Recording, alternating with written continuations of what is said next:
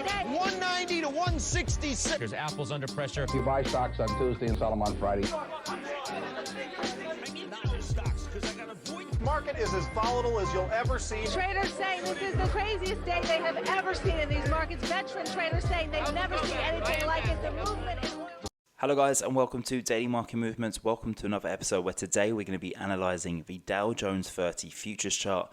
Just before I start today's video, anyone who's interested in joining my Signal service and receiving my personal trades on a daily basis, then please do not hesitate to visit my website dailymarketmovements.com. I charge a very small joining fee of $29.99.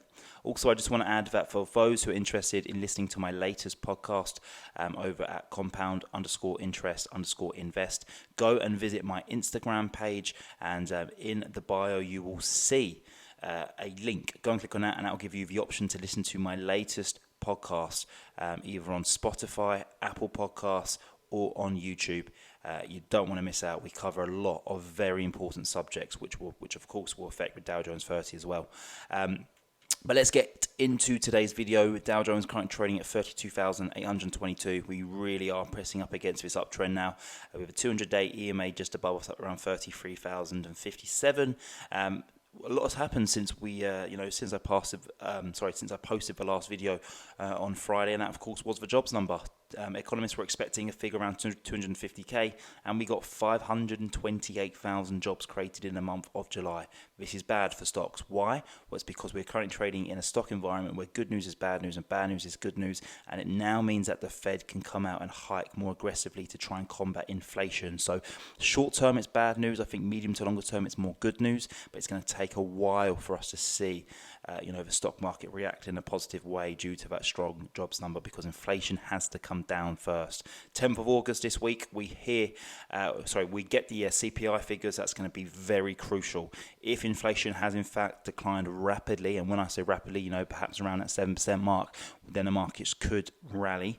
But if we just see a small decrease in inflation, and that's kind of what I'm looking for here, because yes, we've had the oil markets come down, for example, and the wood markets, the metal markets come down. But that being said, housing and rentals represent a very large portion of the CPI reading, and they are still currently at all-time highs.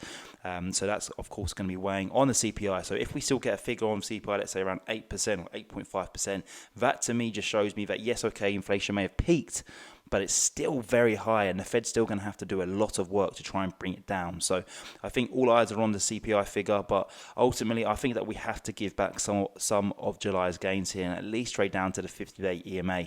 We've had Fed members come out over the weekend saying that they are fully supportive of a 0.75 basis point hike going into September and from there onwards. So, the market hadn't priced that in. I think the market was pricing a 0.5% hike in September. So I think it's going to take a while now for the bond market to adjust with the stock market, or I should really say the stock market to adjust with the bond market. But ultimately, I think we do roll over here back down towards that 50-day EMA. 190 to 166. There's Apple's under pressure. You buy stocks on Tuesday and sell them on Friday.